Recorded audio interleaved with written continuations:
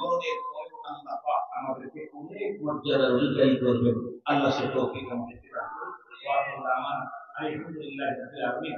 আফওয়ান, এটা আরবি বললাম না, ইংরেজিতে সরি বলবো, 7 মিনিট বেশি হয়ে গেছে, এই জন্য আমি মনে করছি তোমার না আসা। আসসালামু আলাইকুম।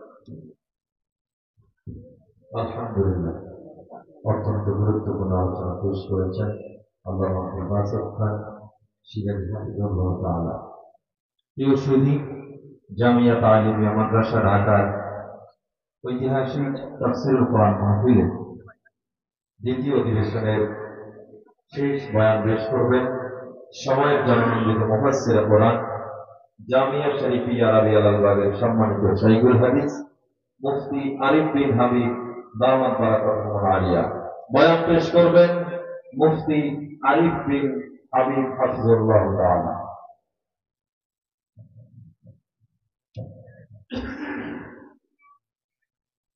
السلام عليكم ورحمة الله وبركاته. نحمده ونصلي على رسوله الكريم، أما بعد. فأعوذ بالله من الشيطان الرجيم. بسم الله الرحمن الرحيم. يا أيها الذين آمنوا لا تتخذوا اليهود والنصارى أولياء بعضهم أولياء بعض ومن يتولهم منكم فإنه منهم إن الله لا يهدي القوم الظالمين. তালিমিয়া ঢাকা এর উদ্যোগে আয়োজিত বাৎসরিক এই ওয়াজ মাহফিল বরকতি মাহফিলের সম্মানিত সভাপতি ইতিমধ্যেই এই এলাকায় অবস্থান করছেন। এখন বড় বড় ওলামায়ে কেরাম আসরের নামাজের পর থেকে আলোচনা করবেন। বিশেষ করে আসরের পর শাইখুল চরমনাই হাফিজাহুল্লাহ বলবেন। আমি আপনাদের সামনে সূরাতুল মাইদার 51 নম্বর আয়াতে কারিমা তেলাওয়াত করেছি। এই আয়াতে আল্লাহ তাআলা বলেন, হে ঈমানদারগণ, তোমরা ইহুদি খ্রিস্টানদেরকে অভিভাবক রূপে গ্রহণ করো না। তারা একে অপরের অভিভাবক। তোমাদের মধ্যে যারা তাদেরকে অভিভাবক রূপে গ্রহণ করবে সে তাদের অন্তর্ভুক্ত হয়ে যাবে। ইহুদি খ্রিস্টানদেরকে অভিভাবক বানানোর কি ক্ষতি? অনেকগুলো ক্ষতি নিয়ে আগামী 31শে ডিসেম্বর আমাদের মুসলমান তরুণ তরুণীদের কাছেও তারা উপস্থিত হবে। এর মধ্যে একটা ক্ষতি হলো তাদের কালচার আমাদের উপর চাপায় দেওয়া। আমরা মুসলমান, আমাদের ধর্মের নাম ইসলাম। ইসলাম ধর্মের সভ্যতা আদর্শ আছে। সূরা বাকারার 131 132 নম্বর আয়াতে আল্লাহ তাআলা বলেন, إذ قال له ربه أسلم قال أسلمت لرب العالمين। স্মরণ করুন ওই সময়কে যখন ইব্রাহিম নবীকে তার রব বললেন, আপনি আত্মসমর্পণ করেন। ইব্রাহিম নবী বললেন, আমি বিশ্বজগতের রব আল্লাহর কাছে আত্মসমর্পণ করলাম। পরের আয়াতে আল্লাহ বলেন, ওয়াসা বিহা ইব্রাহিম বানিহি ওয়া ইয়াকুব ইয়া বানিয়া ইন্নাল্লাহা আসতাফা লাকুমুদ-দীন ফালা তামুতুন্না ইল্লা ওয়া আনতুম মুসলিমুন। ইব্রাহিম নবী, ইয়াকুব নবী তাদের সন্তানদেরকে ওসিয়ত করেছেন, হে প্রিয় সন্তান, আল্লাহ তাআলা তোমাদের জন্য দ্বীন নির্বাচন করেছেন ইসলাম, অতএব তোমরা মুসলমান না হয়ে মৃত্যুবরণ করবা না। এই দুই আয়াত থেকে বোঝা যায় অভিভাবকরা ইসলাম পালন করতে হবে, সন্তানকেও ইসলাম পালনে উৎসাহিত করতে হবে। সূরা আলী ইমরানের 19 নম্বর আয়াতে আল্লাহ বলেন, ইন্নাদ দীনা ইনদাল্লাহিল ইসলাম, আল্লাহর কাছে একমাত্র দ্বীন হলো ইসলাম। সূরা আলী ইমরানের 85 নম্বর আয়াতে আল্লাহ বলেন, ওয়া মান ইয়াবতাগি গায়রাল ইসলামি দীনান ফালান ইউকবালা বিহি। যে ব্যক্তি ইসলাম ছাড়া অন্য কোনো কিছুকে দ্বীন হিসাবে গ্রহণ করবে, এটা আল্লাহর কাছে গ্রহণযোগ্য হবে না, তার থেকে এটা গ্রহণ করা হবে না। তাহলে আমাদের ধর্মের নাম ইসলাম, কিন্তু ইসলাম আমি পালন করতে হবে, আমার সন্তানও ইসলাম পালন করে যেন এই ব্যাপারে আমার খবরদারি করতে হবে। বিপরীত দিকে বিজাতীয় কালচার তাদেরকে অভিভাবক বানানোর প্রতি তাদের কালচার অসভ্যতা আমাদের উপর তারা চাপিয়ে দেয়। আবু দাউদের হাদিস 4031 নম্বর হাদিস। এই হাদিসের মধ্যে রাসূলুল্লাহ সাল্লাল্লাহু আলাইহি ওয়াসাল্লাম বলেন, মান তাশাব্বাহা বিকাওমিন ফাহুয়া মিনহুম, যে ব্যক্তি কোন সম্প্রদায়ের সাথে সাদৃশ্যতা অবলম্বন করলো সে তাদেরই অন্তর্ভুক্ত হয়ে গেল। নাউযুবিল্লাহ। এই হলো 1 নাম্বার ক্ষতি। 2 নাম্বার ক্ষতি, তারা আমাদের মুসলিম তরুণ তরুণীদের গায়ে আটশাট খাটো ছোট পাতলা পোশাক উঠায় দেয়, যেটা আমাদের দেশের মুসলিম নারী যারা তাদেরকে এই জাতীয় পোশাকে তারা অভ্যস্ত করে তুলে ফেলেছে। 90% মুসলমানের দেশেও অহরহ মা-বোনরা তাদের এই কালচার গ্রহণ করে পাতলা পোশাক এখন এই মুসলিম নারী তারাও ধারণ করেছে। ইসলামে পোশাকের অনেক গুরুত্ব। সূরা আরাফের 26 নম্বর আয়াতে আল্লাহ বলেন, ইয়া বনি আদম قد أنزلنا عليكم لباسا يواري سوآتكم وريشا। হে আদম সন্তান, আমি তোমাদেরকে পোশাক দিলাম যা তোমাদের সতর ঢেকে রাখবে এবং তোমাদের সৌন্দর্যতার জন্য তোমাদেরকে পোশাক দিলাম। ওয়ালিবাসুত তাকওয়া যালিকা খায়র, তাকওয়ার পোশাক সর্বোত্তম পোশাক। তিরমিজির হাদিস 1999 নম্বর হাদিস। قال رسول الله صلى الله عليه وسلم لا يدخل الجنة من كان في قلبه مثقال ذرة من كبر। রাসূলুল্লাহ সাল্লাল্লাহু আলাইহি ওয়াসাল্লাম বলেন, যার অন্তরে সরিষার দানা পরিমাণ অহংকার আছে সে জান্নাতে প্রবেশ করবে না। قال رجل إن الرجل يحب أن يكون ثوبه حسنا ونعله حسنة يا رسول الله। ওগো আল্লাহর নবী, অনেক মানুষ আছে এমন যারা চায় তার পোশাকটা যেন সুন্দর হয়, তার জুতা যেন সুন্দর হয়। হুজুর, এটাও কি অহংকার? নবী বললেন, না, এটা অহংকার না। জামা সুন্দর হওয়া, জুতা সুন্দর হওয়া এটা অহংকার না। ইন্নাল্লাহা জামিলুন ইউহিব্বুল জামাল। আল্লাহ সুন্দর, সৌন্দর্যতাকে আল্লাহ ভালোবাসেন। হাদিসের শেষে নবী বলেন, আল কিবরু বাতারুল হাক্কি ওয়া গমতুন নাস। অহংকার হলো সত্যকে অস্বীকার করা আর মানুষকে ছোট করে দেখা, এটা হলো অহংকার। এই হাদিস থেকেও বোঝা যায় পরিপাটি হয়ে থাকা এটা ইসলামে গুরুত্ব আছে। এখন আমরা জানবো পোশাক মৌলিক ভাবে 3 প্রকার। একটু বলেন, ওয়াজিব, মুস্তাহাব, হারাম। ওয়াজিব, মুস্তাহাব, হারাম। ওয়াজিব পোশাক হলো সতর ঢেকে রাখা যায় এতটুকু পোশাক ওয়াজিব। সতর ঢাকা যায় এতটুকু পোশাক আবশ্যক লাগবে। আবু দাউদের হাদিস 4017 নম্বর হাদিস। বাহস ইবনে হাকিম তার বাবা থেকে, তার বাবা তার দাদা থেকে হাদিসটা বর্ণনা করেছেন। তিনি বলেন, তিনি রাসূলুল্লাহ সাল্লাল্লাহু আলাইহি সাল্লামের কাছে জিজ্ঞাসা করলেন, আওরাতুনা মা নাতি মিনহা ওয়া মা নাযার ইয়া রাসূলুল্লাহ। হুজুর, আমরা সতর কতটুকু খোলা রাখবো আর কতটুকু ঢেকে রাখতে হবে আপনার কাছে জানতে চাই। নবীজি বললেন, ইহফাজ আওরাতাকা ইল্লা বিজাওজাতিক। তোমার স্ত্রী ছাড়া সবার সামনে তোমার লজ্জাস্থান ঢেকে রাখতে হবে। সাহাবী প্রশ্ন করলেন, ইযা কানাল কওমু বা'দুহুম আলা বা'দিন। হুজুর, যদি অনেকে একসাথে থাকে তাহলে কিভাবে সতর ঢাকতে হবে? মেসের মধ্যে 3-4 যুবক একসাথে মেসে থাকে বাড়া, হোস্টেলে 3-4 মেয়ে একসাথে থাকে বাড়া, এই মেয়েরা সতর কিভাবে ঢাকবে?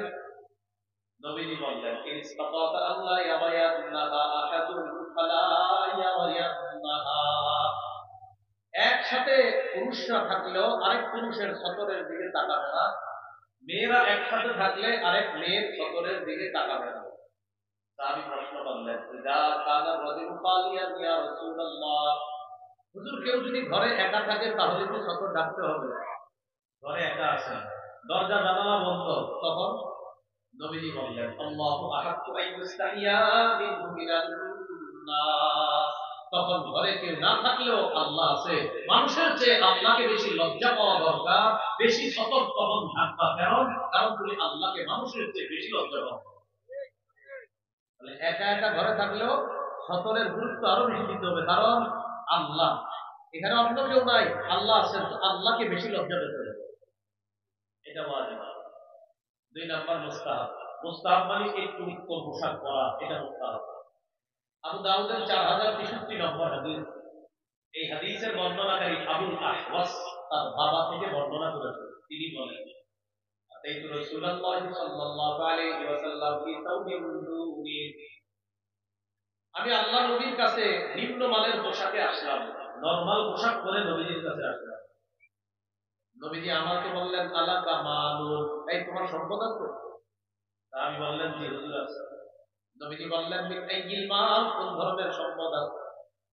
সাহাবী বললেন, কাদ আতানি আল্লাহু মিনাল ইবলি ওয়াল গানামি ওয়াল খাইলি ওয়াল বাতিন, হুজুর আল্লাহ আমাকে উট দিয়েছে, আল্লাহ আমাকে মেষ দুম্বা দিয়েছে, আল্লাহ আমাকে ঘোড়া দিয়েছেন, আল্লাহ আমাকে দাস দাসী দিয়েছে, আলহামদুলিল্লাহ আমার যথেষ্ট সম্পদ। নবীজি বললেন, তাহলে এই পোশাক পরছো কেন? এত সম্পদ, নিম্নমানের পোশাক কেন পরেছো?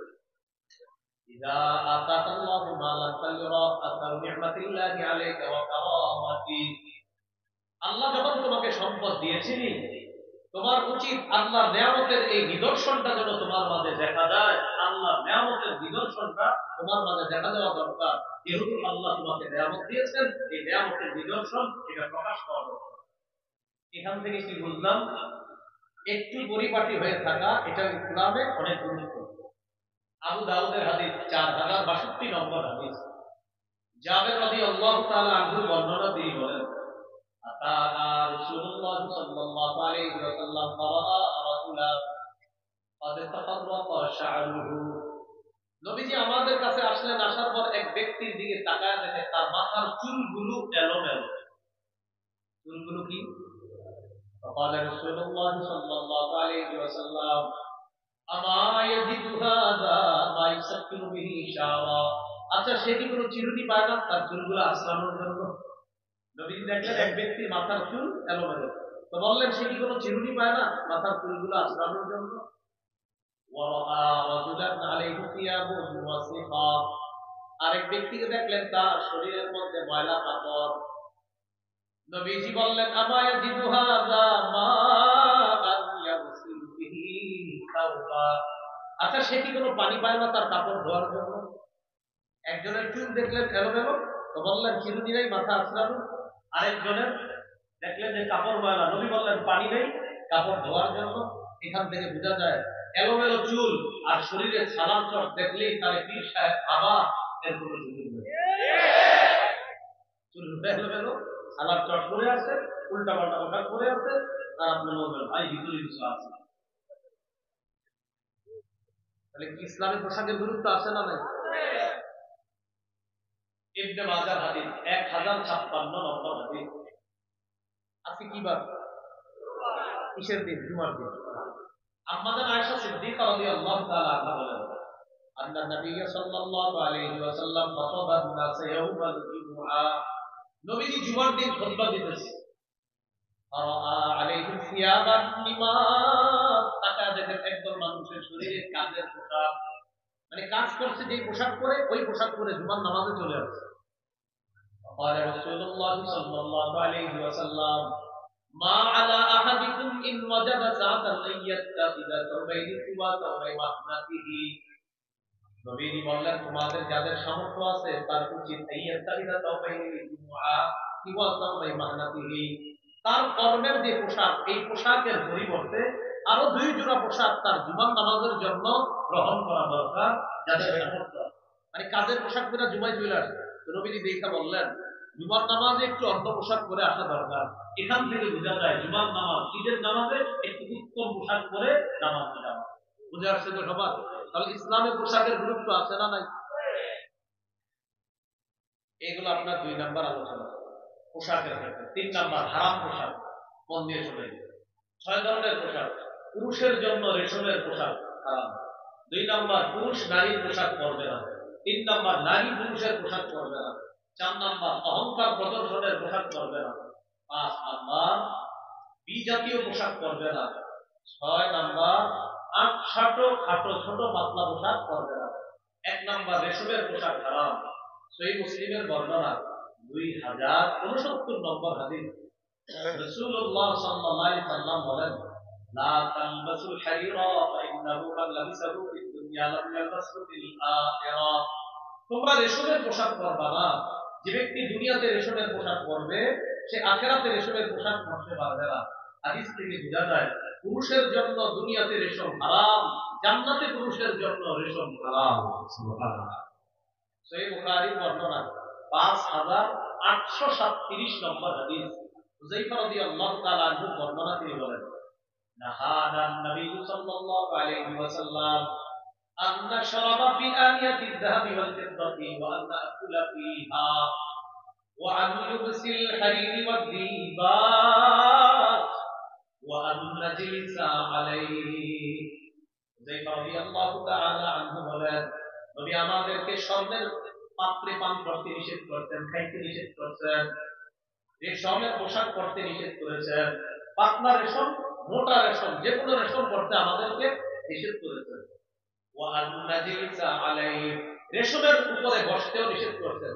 অনেকের বাড়িতে বেড়াইতে যান আপনারা, যেমন শুক্রবার দিন ঢাকা শহরের মানুষের বেড়ানো এক রিক করে, যার বাসায় যাবেন সোফাটা চেক করে বসবেন। সোফায় ছোট্ট একটা বালিশ থাকে, এই বালিশে অনেক সময় রেশমের সুতা থাকে, সেই রেশমের ওটা আপনি লাগাবেন না। আপনার স্ত্রীকে ওটা দিবেন, আপনার মেয়েকে ওটা দিবেন, আপনি রেশমের উপর বসবেন না। রেশমের কিছু যদি থাকে সোফার উপরে, একটা তোয়ালে চেয়ে নিয়ে ওই তোয়ালেটা বিছাবেন, এরপর তোয়ালের উপর বসবেন। পুরুষ যারা আছি আমরা, আমরা রেশম পরবো না, রেশমের উপর বসবো না, স্বর্ণ পরিধানও করবো না, স্বর্ণের উপর বসবো না। মনে থাকবেন ইনশাআল্লাহ। নারীদের জন্য রেশম জায়েজ আছে। সেই মুসলিমের বর্ণনা 2071 নম্বর হাদিস। عن علي بن ابي طالب رضي الله تعالى عنه اهديت لرسول الله صلى الله عليه وسلم حلة السياء। রাসূলুল্লাহ সাল্লাল্লাহু আলাইহি সাল্লামের কাছে রেশমের পোশাক পাঠানো হলো। আবাআতা বিহা ইলাইয়া, আল্লাহ নবী রেশমের পোশাকটা আমার জন্য পাঠিয়ে দিয়েছেন হযরত আলীর জন্য। ফালাবিসতুহা, হযরত আলী বলেন আমি পোশাকটা পরলাম, নবীর সামনে গেলাম। ফাআরাফতুল গাদাবা ফি ওয়াজহিহি, নবীর চেহারা মুবারকে রাগের ছাপ দেখলাম, বুঝতে পারলাম রেশমের পোশাক পরাটা নবীজি পছন্দ করেন না। নবী আমাকে বললেন, ইন্নী লাম আবাত বিহা ইলাইকা লিতালবাসাহা ইন্নামা বা'আতু বিহা ইলাইকা লিতুশাক্কিকাহা তুমরান বাইনান নিসা। আমি এটা তোমাকে পরিধান করার জন্য পাঠাই নাই, এটা তোমার কাছে পাঠিয়েছি এটা টুকরা টুকরা করে ওড়না বানিয়ে সেই ওড়না নারীদেরকে দিবা, তারা পরবে। এজন্য তোমার জন্য আমি রেশমের পোশাক পাঠাই। তুমি এটা পরছো কেন? এখান থেকে বুঝলাম নারীদের জন্য রেশমের পোশাক বৈধ আছে। তাহলে এই হলো 1 নাম্বার, পুরুষের জন্য রেশম হারাম। 2, পুরুষ নারীর পোশাক পরবে না। 3, নারী পুরুষের পোশাক পরবে না।